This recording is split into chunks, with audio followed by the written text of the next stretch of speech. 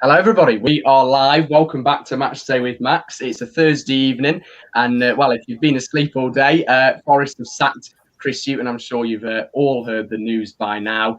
Steve Cooper heavily linked with the job and rumoured to be in talks with Forest tonight, and has been throughout the day. So we'll touch on that, but we'll start with Chris Hughton as well. Joining me on the fantastic panel tonight, we've got a bigger panel than expected. Steve Oldham, Match Day with Max pundit.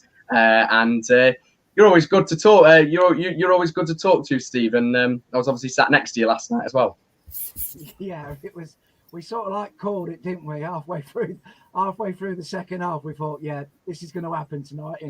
I didn't think it was going to happen before I got back to my car. That was the thing. Yeah. It was done. Normally it's about 2 hours later, but this was done. I don't think I turned the car on, and he was gone. So that was it.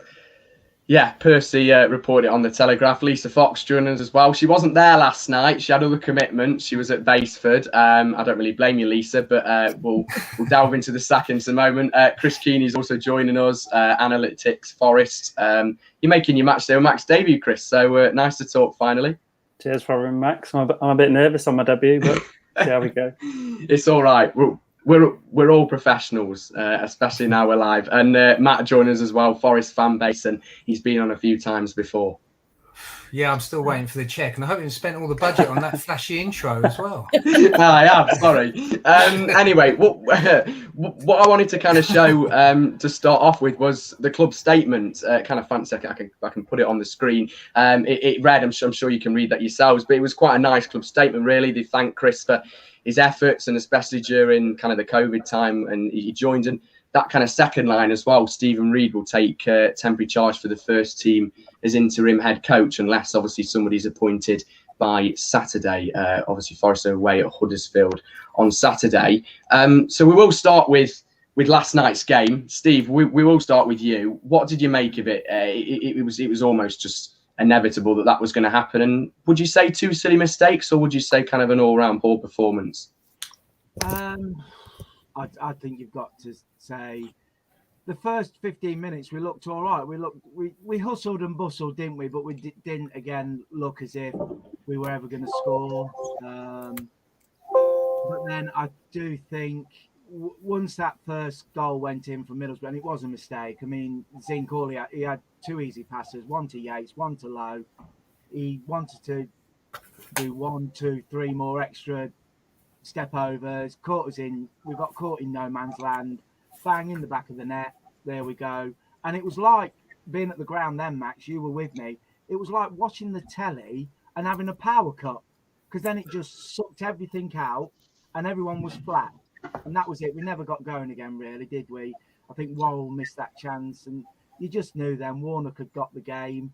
They were taking like 3 hours to take a throw in, and that was it really for me. And you could just see the atmosphere was toxic.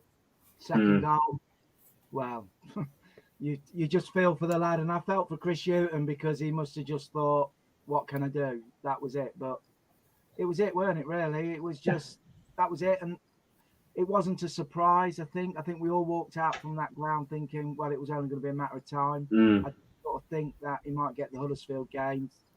But I was shocked to get to my car, and it was virtually done. So, but yeah, it was a poor performance. And some of the players have got to stand up on Saturday, because we've got to get something from Saturday. Don't wait for the new manager. We have got to get something from Saturday. Yeah. Matt, I was going to say as well, I think when your own fans start singing, you're getting sacked in the morning. I think Chris Hughton probably knew his time was up then, do you? Yeah, I mean, I was singing that back in January or February, I think, pretty much, and hoping and praying. And I've gone through every religion in the book, and, But anyway, my prayers finally got answered. And yeah, I mean, to me, he started badly and he got worse and worse, and that was the most astonishing thing. And not last night, during his time here. And that's been the only thing that surprised me, because you'd think he'd have learned something at his previous jobs where he's had success, but I literally haven't seen anything that anything that he's done right. It takes a special talent to have made so many mistakes, as far as I'm concerned. I've never seen anything like it. And I can only imagine he just wanted to pick up a last payday in the Forest tradition. An old geezer comes along, gets a nice 3-year contract, and then wants to get to his garden as quick as he can. And he's been the most effective at it. And shame on Martin O'Neill and all the others. Yeah. Chris. Chris. Lisa wasn't having that.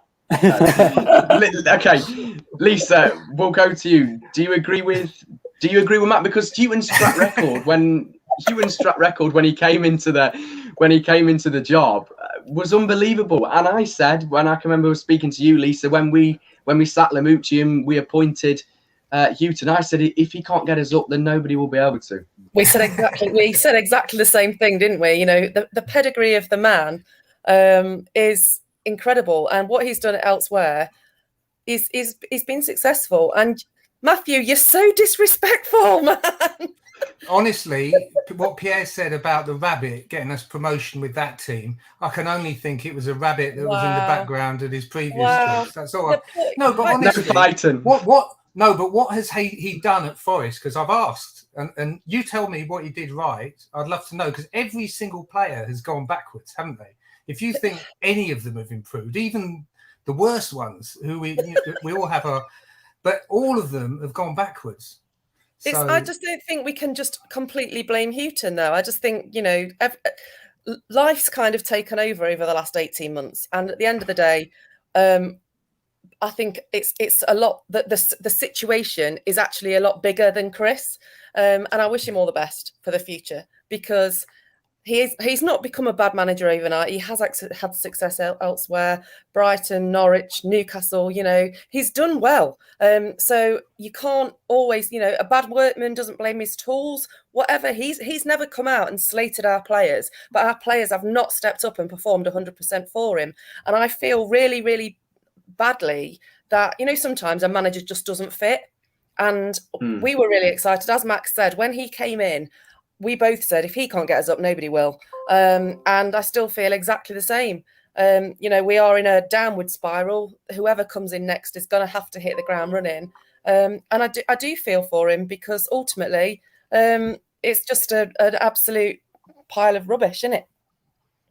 Yes, that is one way to put it, Lisa. Chris, Chris, I mean, a lot of journalists have said today, and especially last night and this morning when the official club statement came out, they said that perhaps there's something else obviously going on, and that it isn't always the manager, and that Chris didn't have his players and didn't have enough time, because stability's talked a lot about in football, and stability comes in many different ways. But Forest surely had to make the change, bottom of the table. Do you think the players weren't playing for him, or, I think they probably were playing for him, but I think last night was the first time I think I've saw confidence completely go from a lot of them. Like Zinchenko, just easy touches, and he just was miscontrolling the ball at times. That just wasn't him when he first came in. So I do think they were playing for him still, but yeah, his position was really a bit untenable, wasn't it? It wasn't just this season. It's not just this season as well, is it? 2 wins in 21. And sneakily, the clean sheets, we've only had about 3 clean sheets in about 21 games, I think, as well. So what he did well when he first came in, made us solid, hard to beat, got us moving up the table slightly. That's sort of gone, and we're still not creating anything. So you can't get rid of the clean sheets and your solid defensive work, and without starting to create more than we were when we were doing that. So it's like Lisa said, it's not the right fit.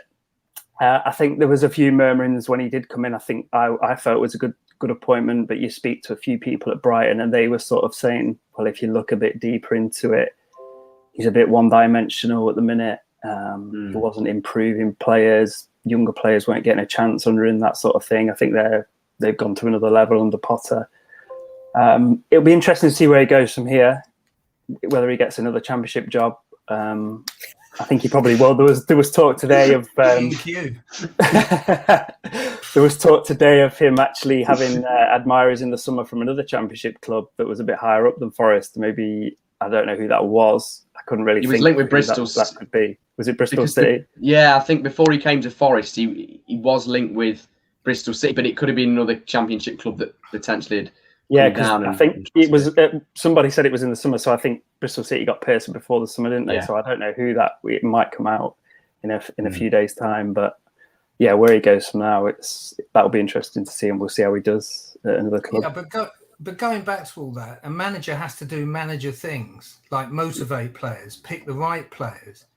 He did none of that. Make the right guy the captain.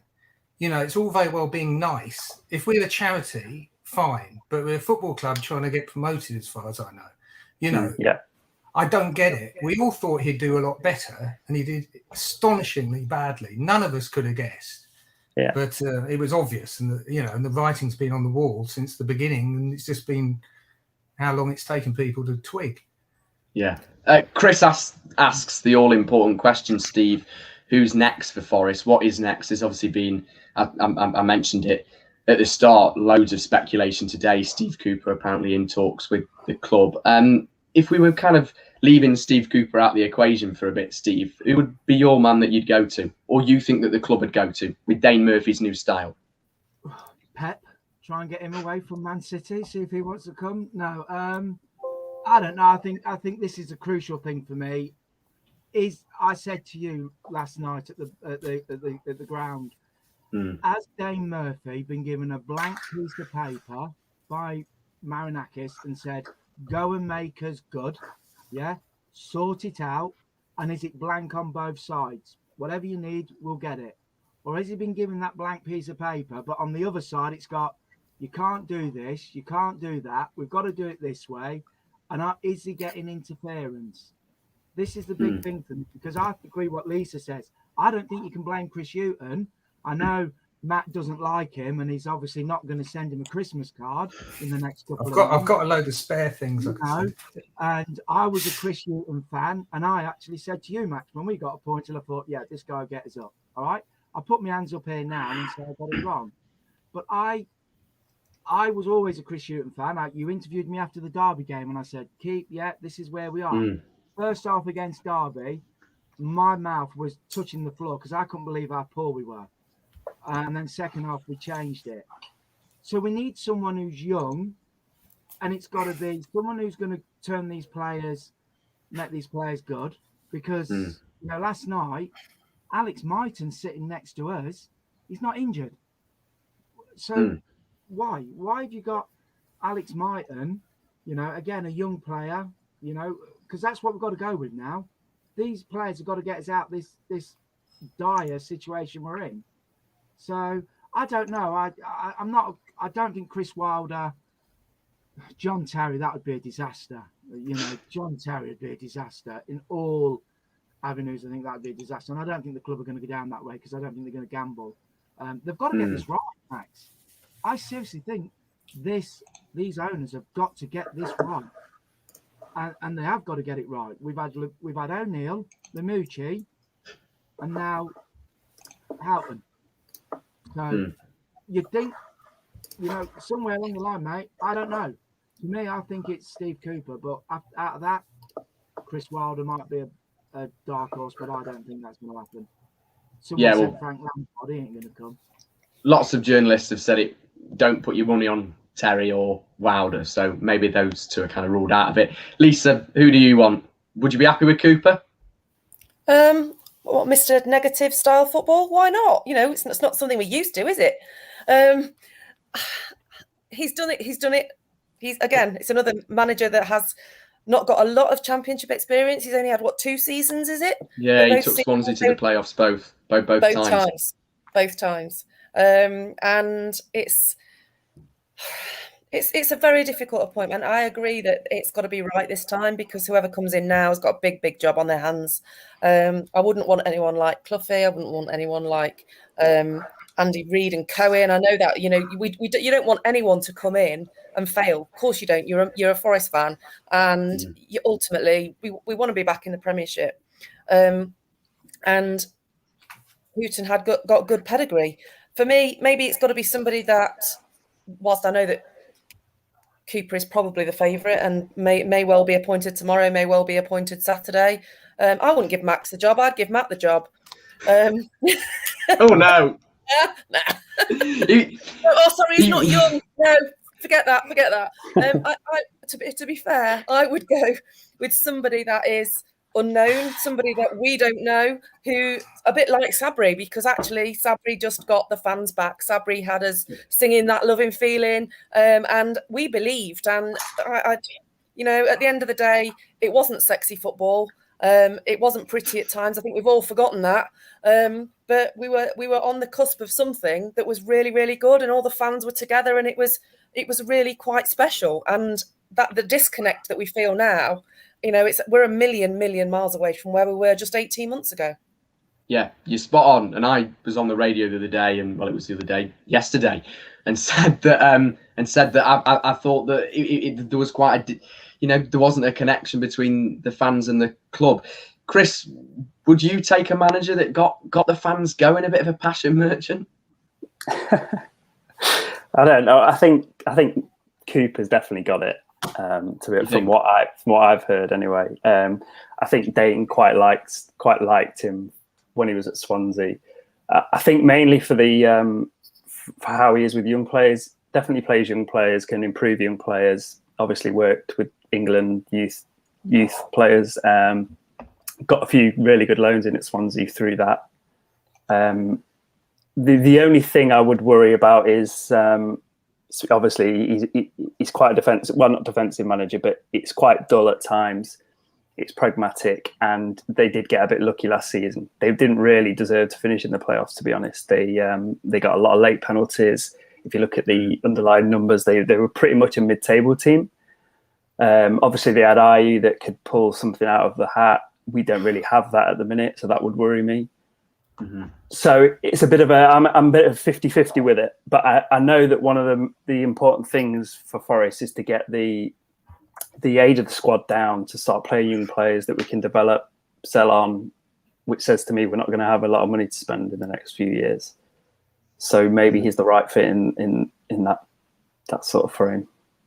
Yeah, and just to everyone watching as well, keep your comments coming, and we'll try and show them on the screen. I had a message from a Swansea fan, Reese, earlier today, and he said a very positive guy in press conferences and post-match conferences, a person who could potentially split the fan base with the style of play, but always seems to get the results when people doubt him. We'll be interested to see how he does without a player like Ayew in his squad, but can expect a tighter defence and a lot of 1 or 2-0 wins, but can be incredibly frustrating with his lack of substitutes. Loves a 5-3-2 or a 4-3-3. We'd take through up top, wouldn't we, Matt? A bit more attacking for you? Yeah. Personally, I entertaining football is winning football. All these people talk about styles gets forgotten. If you're winning games of football, like Lisa just said, it's great with Sabri. I shouldn't say last year, it's about 5 years ago now with the lockdown. But that was purely because we had a functional midfield and we had a striker that could score every time he got the ball. He scored 20-odd goals. So, yeah, if we had a fit Sambasso in our midfield, we'd be a significantly better team now. And if you just picked a coherent midfield, it would work. But he's a defence. Since Sabri, since the lockdown, I don't know what happened within those walls, but they've just become the most ultra defensive team in the world, and it just doesn't work. And we've seen it. You know, it's unbelievable. And as far as managing the club, I still fancy there's a chance to be able to play, because I can definitely complete some of those six feet passes. So I reckon they've got to give me at least 80 games. Is it now? So paid to see that. Job after that. You know, I promise you. Chris will be creating some lovely reports on you using his analytics. He's dead good with that. Steve, I think if, let's say that Forest, don't appoint a manager by the weekend, that means that whoever that is, whether it's Cooper or whatever, and if we kind of forget about that, that means that Stephen Reed's in charge for the Huddersfield game. Now, Stephen Reed, if people don't know, is obviously Chris Hughton's number 2, really. He was a first team coach in Hughton's setup.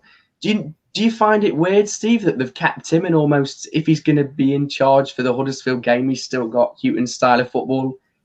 Well, You know? yeah, you'd say that because I thought someone like Andy Reid would step up for Saturday, and I think 95% of Forest fans thought that what would happen. If you're going to clear it from the top, you clear it all out. The only thing with that is, to be quite honest with you, I saw something today, and I don't know whether this is true, but it came from a couple of people who put it on, that Stephen Reid had started to distance himself from Chris Hughton's tactics, and there was a little bit of a developing situation that the players weren't happy with Chris Hughton, but were more happy with Stephen Reid. Now, I don't know whether that's true, and you just think, well, why have they kept him there? Do you know what I mean? And is that right? Have they just kept him there for that reason? Because the players might seem a little bit more comfortable while they're getting the new man in. I don't know. I think if we haven't got this manager in by the weekend, I think we might be in a bit little bit trouble, because I think we need him to take in charge for Barnsley. Is it Barnsley the next? We've got Barnsley, and then we've got Huddersfield on at the weekend. It's Huddersfield, and then it's Millwall. It's Millwall, isn't it, away? But he's not going to be in charge. Oh.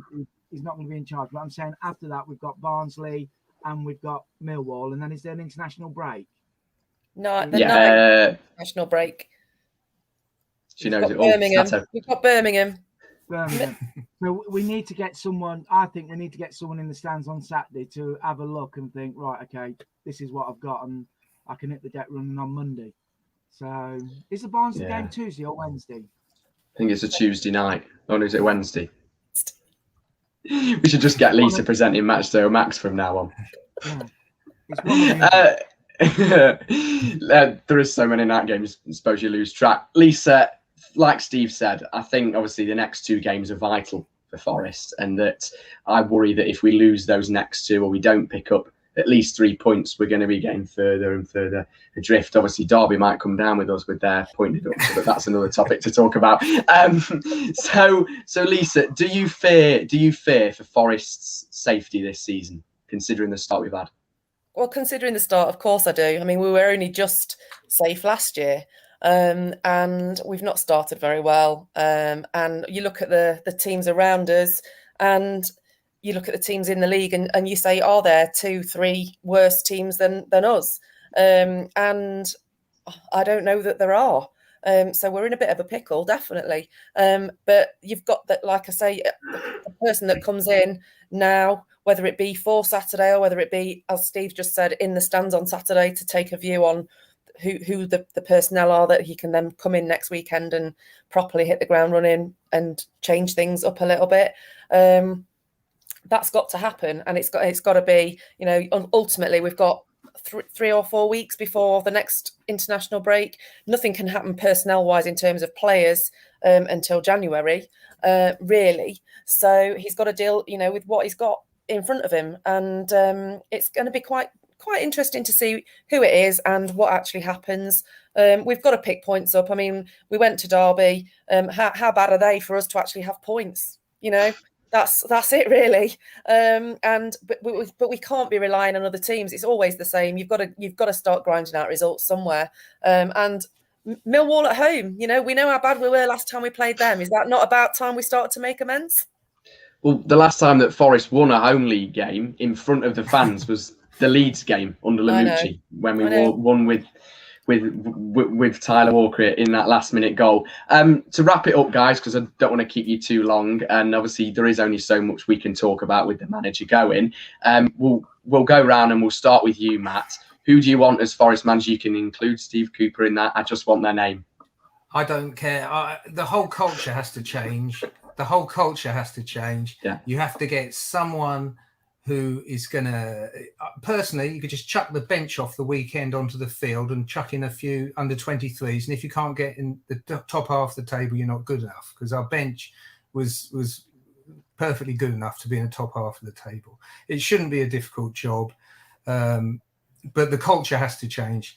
Yesterday, they were still messing about with players who are in the 25 and trashing them. This, you know, they will not play for you. The club, not necessarily the manager, the whole club. You have to treat people properly, top to bottom, the fans, the players, the staff, everyone. And when that changes, then maybe everyone can do their job properly. It doesn't matter who the manager is. I'll support whoever it is until they do a Chris Hughton and do nothing right as the manager when they get the opportunity. It's the best job in football, and the right person will make a name for himself. So I want someone who wants to make a name for himself, not pick up his pension. Yeah, okay. Luke says people defending Hughton obviously haven't been to the City Ground recently. The bloke hadn't just lost the dressing room, he had lost the City Ground. He had to go. I do agree there, Luke. Chris, who's your manager? Personally, I'd have offered it Eddie Howe. I don't know if he'd have taken it, but I'd have probably offered it Eddie Howe, because then we'd have got at least some nice football to watch. But Steve Cooper's fine. I think he'll do an okay job. He'll produce some young players for us that we can then go and sell, like we always do. And may as well just say Cooper, because I think he's going to get it. Steve? All I want, Max, whoever it is just to get Forest winning. I don't care how we do it. I just want us to win, all right, and just get that feeling back where we're happy. I think it will be Steve Cooper. I'm happy with that. I was a little bit negative last night when people were saying it's Alex Neil. I thought, oh God, no, please. I just thought, keep Chris Hughton. But no, I just want to see Forest winning. That's all I want, Forest to win. I don't care what style it is. I know people want attractive football. I know people don't want negative football. But I would want to see 1-0 rather than us get beat 3-1. All right, and get 3 points. Get out this relegation zone.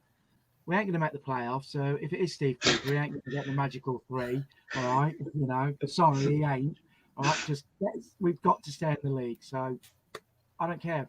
They'll get my back in, like Chris Hughton did last night. He got me back in, until the last minute. Lisa? It's quite interesting listening to the guys there.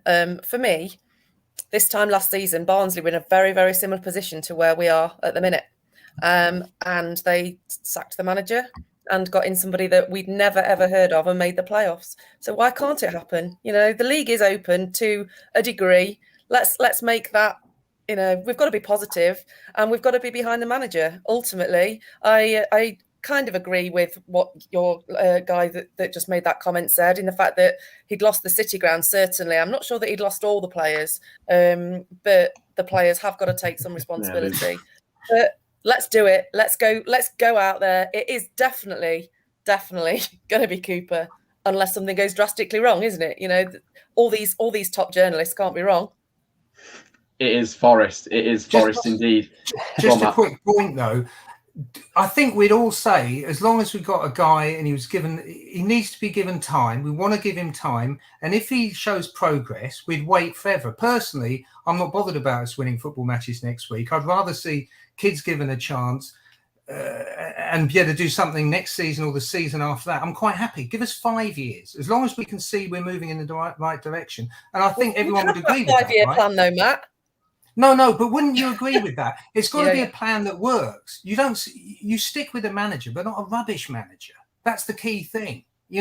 That's the key point. You don't stick with the rubbish ones, you stick with the good ones. And we typically sack the good ones, don't we?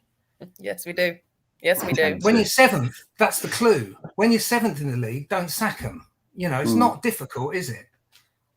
Yeah, definitely. I think people have liked this panel. We seem to have got a lot of viewers. So everybody, thank you very much for tuning in. Appreciate your comments and questions. Some really good points raised tonight. Thanks for the panel. Steve, thanks very much. And I'll see you at Millwall in the next few weeks. Yeah. Lisa, Steve's at Huddersfield as well. So enjoy, Steve. Lisa, I'm sure I'll see you soon. Thanks very much for coming on. Thank you. And Chris, thanks very much for making your Match to Max debut. And if you want to, you can shout out your Forest pod, because I know that's a great podcast, especially the latest episode with Danny Taylor as well. Yeah, if you've not listened to that, go check that out at NFFC pod. And I'll have twice the amount that you're paying Matt, please, mate. Yeah. And Matt, And Matt, The Chris Hughton promotion plan, yeah, twice as many points as he scores, still isn't many, you know. and Matt, and Matt, do you want to give a shout out to Chris Hughton before you go? Well, good, all the best, and yeah, if he's interested in palm trees, I'm expert on that as well. I help him on that one. So yeah, definitely. Yeah, thanks very much for your comments. We'll be back soon with some content. If you have enjoyed this video, remember to drop a like, share, and subscribe. And we'll see you all next time on Match Day with Max. Forest till we die. Come on, you Reds. See you later, boys and girls.